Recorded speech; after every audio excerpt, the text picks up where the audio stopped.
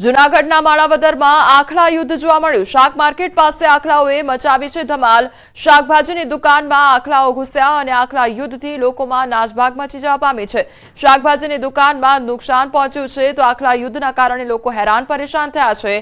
રખડતા ઢોરને પકડવા માટે તંત્ર જાણે નિષ્ફળ નીવડ્યું હોય તે પ્રકારની પરિસ્થિતિ જોવા મળી રહી છે।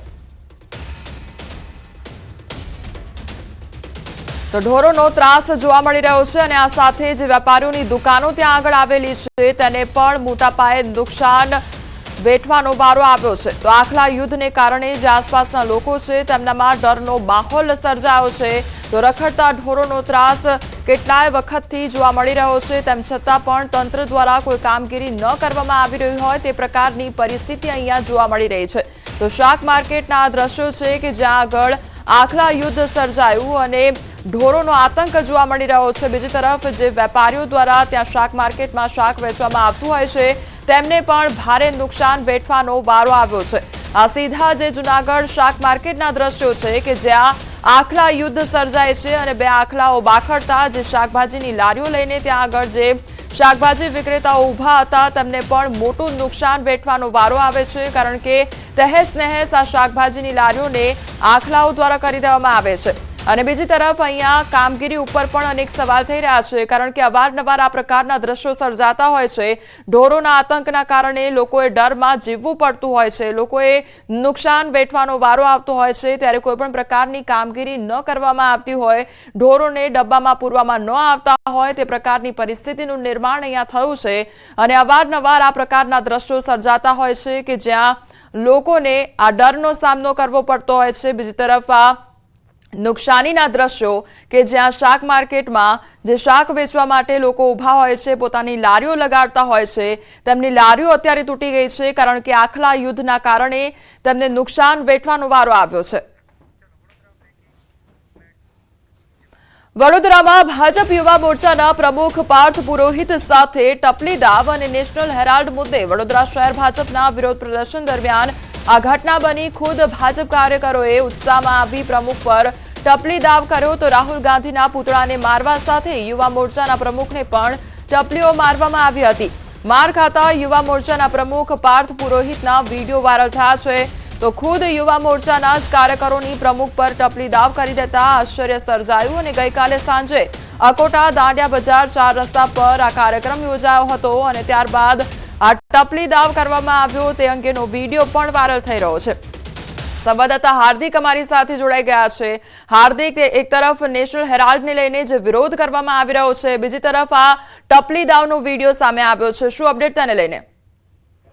બિલકુલ, જયારે આ ઘટના બની ત્યારે હું પોતે ત્યાં હાજર હતો અને જયારે ભાજપના યુવા મોરચાના કાર્યકર્તાઓ પુતળું લઈને ત્યાં આવ્યા ત્યારે તેઓ વધારે પડતા ઉત્સાહમાં આવી ગયા હતા। રાહુલ ગાંધીના પુતળાને ટપલી મારવાની હતી, પરંતુ જાણતા અજાણતા અથવા તો જાણી જોઈને કરેલી આ ભૂલ કહી શકાય। જે ભાજપના યુવા મોરચાના કાર્યકર્તાઓ છે તેમને ખુદ તેમના પ્રમુખને ટીપી નાખ્યો હતો। અકોટા દાંડિયા બજાર બ્રિજ ખાતે ગઈકાલે સાંજે લગભગ 6 વાગ્યાની આસપાસ આખો કાર્યક્રમ યોજાયો હતો। નેશનલ હેરાલ્ડ મુદ્દે રાહુલ ગાંધી સોનિયા ગાંધીનો વિરોધ કરવાનો હતો, પરંતુ આ વિરોધના વચ્ચે જે યુવા મોરચાના પ્રમુખ છે પાર્થ પુરોહિત તેમને પોતાના જ કાર્યકર્તાઓના હાથે માર ખાવાનો વારો આવ્યો હતો। જોતજોતામાં આ જે વિડીયો છે તે આખા વડોદરા શહેરમાં વાયરલ થઈ રહ્યો છે અને એક સ્થળે એવું છે કે લોકો જે છે તે ભાજપના કાર્યકર્તાઓને ટીકા કરી રહ્યા છે, તો બીજા સ્થળે એવું છે કે આ જે વિડીયો વાયરલ થઈ રહ્યો છે તેને આખા વડોદરા શહેરમાં હાસ્યનું મોજું જે છે તે ફેરવી દીધું છે। હાર્દિક, અહીંયા સવાલ એ પણ થઈ રહ્યો છે કે એવી તો કયા પ્રકારની પરિસ્થિતિ સર્જાઈ હતી કે કાર્યકરો આટલા બધા ઉશ્કેરાઈ ગયા અને ટપલી દાવ કરી દીધો? બિલકુલ, જો આ દ્રશ્યો જોવા જઈએ અને જે કાર્યક્રમ હતો એ જોવા જઈએ તો આને ઉશ્કેરણી તો ના કહેવાય, પરંતુ આ જે ઉત્સાહ કહેવાય, આ જે કાર્યકરો છે તેઓ એ હદે ઉત્સાહમાં આવી ગયા હતા કે જ્યાં રાહુલ ગાંધીનું પુતળું હતું એની બિલકુલ આગળ જ યુવા મોરચાના પ્રમુખ પાર્થ પુરોહિત પણ હાજર હતા અને કાર્યક્રમમાં મોટી સંખ્યામાં કાર્યકરો હાજર હતા। પોતાનો રોષ વ્યક્ત કરવાનો હતો પુતળા પર, પરંતુ જાણતા અજાણતા મેં કીધું પ્રમાણે કે જે યુવા મોરચાના કાર્યકર્તાઓ છે તેમને પુતળાને ટપલી દાવ મારતા જે યુવા મોરચાના પ્રમુખ છે પાર્થ પુરોહિત તેના પર પણ ટપલી દાવ જે છે તે કરી દીધો હતો। હાર્દિક, અહીંયા સવાલ એ પણ થઈ રહ્યો છે કે જાણતા અજાણતા કદાચ ટપલી દાવ થયો હશે, પરંતુ વિડીયો ઘણા બધા વાયરલ થયા છે, એટલે સવાલ એ પણ થાય કે શું કાર્યકરોની કોઈ નારાજગી હતી? બિલકુલ એ પણ કહી શકાય, કારણ કે પાર્થ પુરોહિત જે છે તે કોઈ દૂધે ધોયેલા નથી, તેમનું ભૂતકાળ જે છે તે ખરડાયેલું છે એટલે તેમના સામાજિક જે છબી છે તે ખરડાયેલી છે. બીજી વાત કરીએ તો પાર્ટીમાં પણ એવું કહી શકાય કે યુવા મોરચાના જે કાર્યકર્તાઓ છે તેઓ કદાચ પાર્થ પુરોહિતથી નારાજ હોઈ શકે, અંદરના ડખા હોઈ શકે. એના કારણે ગઈકાલે એવું બને કે જે યુવા મોરચાના કાર્યકર્તાઓ હોય તેમને તકનો લાભ ઉઠાવી લીધા હોય અને પૂતળાની આડમાં પાર્થ પુરોહિત પર ટપલી દાવ જે કરીને પોતાનો હાથ જે છે તે સાફ કરી દીધો હોય. ગઈકાલે જયારે કાર્યક્રમ થયો ત્યારે આ વાતને તમામ લોકો હળવાશથી લીધી હતી, પરંતુ મીડિયામાં અહેવાલો પ્રસિદ્ધ થતાની સાથે આ જે વિષય છે અને વિડીયો છે તે ચર્ચાનો વિષય બન્યા છે અત્યારે વડોદરા શહેરમાં. હાર્દિક, પાર્થ પુરોહિત પર ટપલી દાવ કરવામાં આવ્યો છે, ઘણા બધા વિડીયો વાયરલ થયા, ઘણા સવાલો કરવામાં આવ્યા, શું તેમના તરફથી કોઈ પણ પ્રકારની સ્પષ્ટતા આપવામાં આવી છે? બિલકુલ, પાર્થ પુરોહિત તરફથી અત્યાર સુધી કોઈ પણ પ્રકારની જે સ્પષ્ટતા જે છે તે કરવામાં નથી આવી, પરંતુ એક વાત છે કે ભારતીય જનતા પાર્ટી શિસ્તને વળેલી પાર્ટી હોવાની છબી ધરાવે છે. ત્યારે જો પાર્થ પુરોહિત જયારે પણ ખુલાસો આપશે તો તેઓ એક જ રટણ કરશે કે આ પાર્ટીનો કાર્યક્રમ હતો અને કાર્યકર્તાઓ દ્વારા જાણતા અજાણતા આ પ્રકારની ભૂલ જે છે તે કરવામાં આવી છે. અને મેં કીધું પ્રમાણે કે ગઈકાલનો આ વિડીયો તમે જોશો તો તેમાં પણ જે ભાજપના યુવા મોરચાના કાર્યકરો છે તેમનો ઉત્સાહ જે છે તે અતિ ઉત્સાહમાં પરિવર્તિત થઈ જાય છે અને રિસલના દ્રશ્યો જોઈ શકાય છે કે પૂતળા પર શરૂઆતમાં ટપલી દાવ કરવામાં આવે છે અને ત્યારબાદ કેટલાક કાર્યકર્તાઓ જે છે એ હદે ઉત્સાહમાં આવી જાય છે કે પાર્થ પુરોહિત ઉપર જ ટપલી દાવ કરી દે છે. જેમ તેમ કરીને તેઓ ટોળામાંથી બહાર નીકળે છે અને ત્યારબાદ આખો જે પૂતળા દહનનો કાર્યક્રમ જે છે તે યોજવામાં આવે છે. જી હાર્દિક, સમગ્ર માહિતી બદલ આપનો આભાર. તો વડોદરાની આ ઘટના કે જ્યાં કાર્યકરો જાણે નારાજ જોવા મળી રહ્યા હોય તે પ્રકારની પરિસ્થિતિ સર્જાઈ હતી અને તેને લઈને અનેક સવાલો ઉદ્ભવી રહ્યા છે. અમદાવાદ એએમસી ફાયર વિભાગને મળશે હવે નવું મિશન અને 95 લાખની કિંમતનું મશીન ખરીદશે એએમસી. તો નદીમાં 200 મીટર સુધી અંદર સર્ચ કરી શકાશે. તો ડીપ ટ્રેકર રોબોટ મશીનની એએમસી ખરીદી કરશે અને 100 કિલોની ક્ષમતાનું વજન ઉપાડી શકશે. Drip tracker under water system કે રિમોટલી ઓપરેટેડ વ્હીકલ એક વસાવવાનું નક્કી કર્યું છે. પરિણામે નદીમાં છેક તરીએ કોઈ પણ વસ્તુ હોય, ડેડ બોડી હોય તો એને તરત જ આઈડેન્ટિફાઈ થાય. આ સંપૂર્ણ મેક ઇન ઇન્ડિયા કોન્સેપ્ટ ઉપર આધારિત છે. અમદાવાદ એએમસી સ્ટેન્ડિંગ કમિટીનો મહત્વનો નિર્ણય અને શહેરના 5 એન્ટ્રી ગેટ અદભુત બનાવવામાં આવશે. પીપીપી મોડલ આધારે બનાવાશે નવા ગેટ. તો એરપોર્ટ, સનાથલ સહિતના ગેટ નવા બનશે. ખૂબ જ સારા રોડ હોય, ફાઉન્ટેનની વ્યવસ્થા હોય, આપણે વાત કરીએ કે ત્યાં આગળ અડગ પેલેસ્ટ્રેન ટ્રેન હોય, ફૂટપાથ હોય અને સંપૂર્ણ ખર્ચો પીપીપી મોડલ પર કરવામાં આવે અને સિટીની સુશોભનમાં પણ વધારો થાય, લોકોને સ્માર્ટ સિટીમાં આવે અને અહેસાસ થાય એવા પ્રકારના એન્ટ્રી ગેટો અને એની એન્ટ્રી લગભગ 1 થી 1.5 કિલોમીટરની બનાવવાનું નક્કી કરવામાં આવ્યું છે. છોટાઉદેપુર જિલ્લામાં ધમધમતો ડોલોમાઇટ ઉદ્યોગ પર્યાવરણ પ્રમાણપત્રના કારણે છેલ્લા 10 દિવસથી ઠપ થયો છે. છોટાઉદેપુરના કેટલાક વિસ્તારો પથરાળ હોવાથી ખેતી નથી થઈ શકતી, પરંતુ આ વિસ્તારના પથ્થરો સફેદ હોવાથી અહીં ડોલોમાઇટ ઉદ્યોગ ધમધમ્યો છે.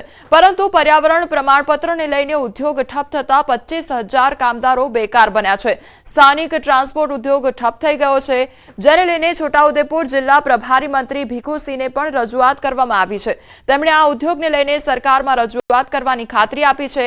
સાથે જ સરકાર આ પ્રશ્નનો સકારાત્મક ઉકેલ લાવશે તેવી આશા પણ તેમણે વ્યક્ત કરી છે.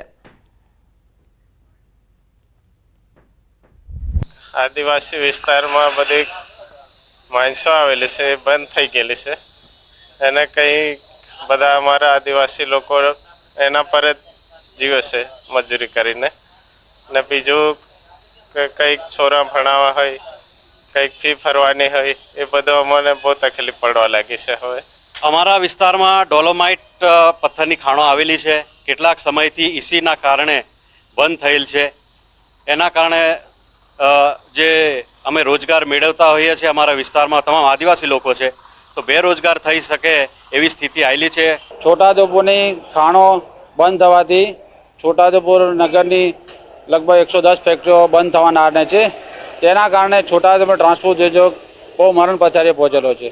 કેમ કે કાચો માલ ના આવવાથી ફેક્ટરીઓ ચાલી શકતી નથી અને એસીનો કાયદો રદ થયો છે. એના લીધે અમારી માણસો બધી બંધ થવાના આરે છે. આના પર નબતા જે 130 પ્રોસેસિંગ યુનિટ છે એમને માલની શોર્ટેજ પડવા માંડી છે. અને આ લીડર જો લાંબા ગાળા સુધી બંધ રહેશે તો 130 યુનિટો પણ બંધ થઈ જશે અને સાથે સાથે આની સાથે નાના મોટા જેટલા બી ઉદ્યોગો છે એ બધા ઉદ્યોગો બંધ થઈ જશે. ઉદ્યોગ અગત્યનો છે એવું પણ મને જાણવા મળ્યું કે 25 થી 30,000 કામદારો બેકાર બની ગયા છે. એટલે બધી રીતે નુકસાન છે. આમાં સરકારને પણ રોયલ્ટીની જે આવક છે એમાં પણ નુકસાન છે. એટલે આમાં જલ્દીમાં જલ્દી કંઈ નિરાકરણ આવે એવો અમે પ્રયત્ન કરીશું.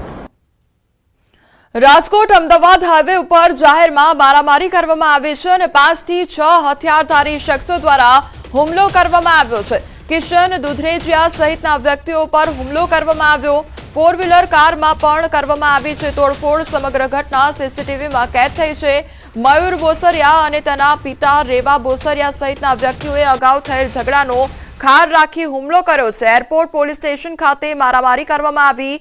રાયોટિંગ, જાનથી મારી નાખવાની ધમકી આપવામાં આવી છે સહિતની કલમ હેઠળ પોલીસ ફરિયાદ નોંધવામાં આવી છે.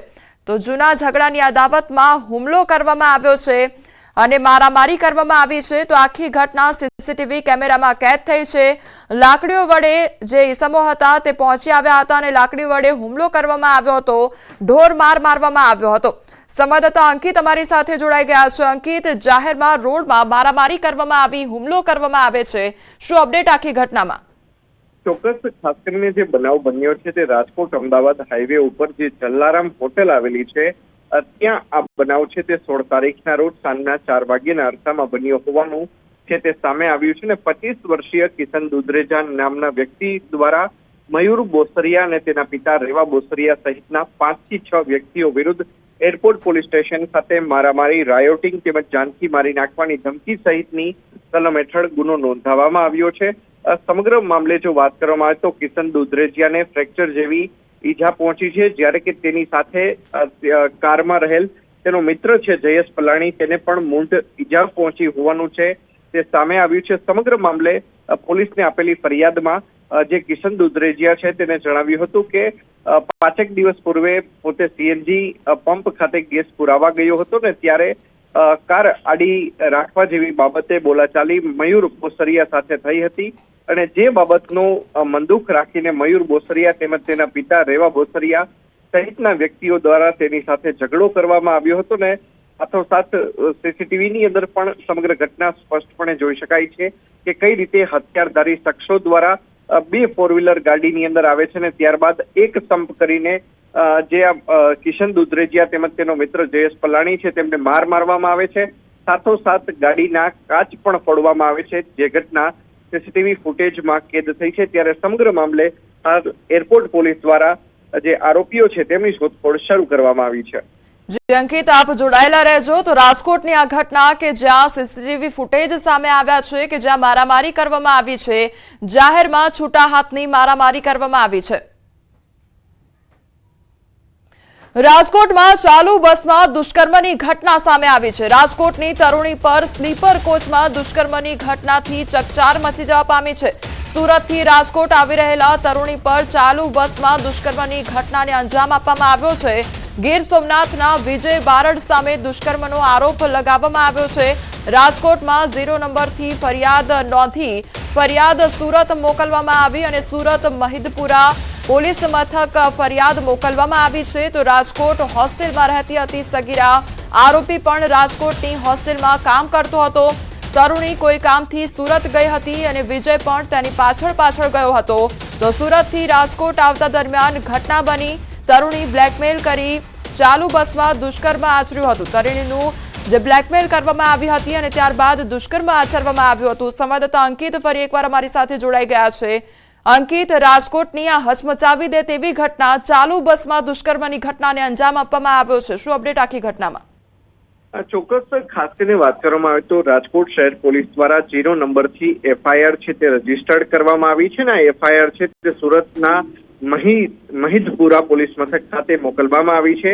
ખાસ કરીને સમગ્ર બનાવ અંગે જો વાત કરવામાં આવે તો રાજકોટ શહેરના એક હોસ્ટેલમાં રહેતી તરુણીએ રાજકોટની જ હોસ્ટેલમાં કામ કરનારા જે વિજય બારડ નામનો જે વ્યક્તિ છે કે જે ગીર સોમનાથ જિલ્લાનો વતની છે તેના વિરુદ્ધ પોલીસ ફરિયાદ છે તે નોંધાવ્યું છે કે ચાલુ બસે જ્યારે તે સુરતથી રાજકોટ આવી રહી હતી ત્યારે આ વિજય બારડ દ્વારા તેને બ્લેકમેલ કરવામાં આવી હતી અને બ્લેકમેલ કર્યા બાદ ચાલુ બસે તેણીની સાથે બળજબરીપૂર્વક શારીરિક સંબંધ બાંધવામાં આવ્યા હતા અને તેને જ લઈને તરુણીએ છે તે પોલીસ ફરિયાદ છે તે નોંધાવી છે અને સમગ્ર મામલે હાલ અત્યારે સુરતના મહિદપુરા પોલીસ દ્વારા બનાવ સંદર્ભે વધુ પુરાવાઓ છે તે એકત્રિત કરવાની કામગીરી હાથ ધરવામાં આવી છે.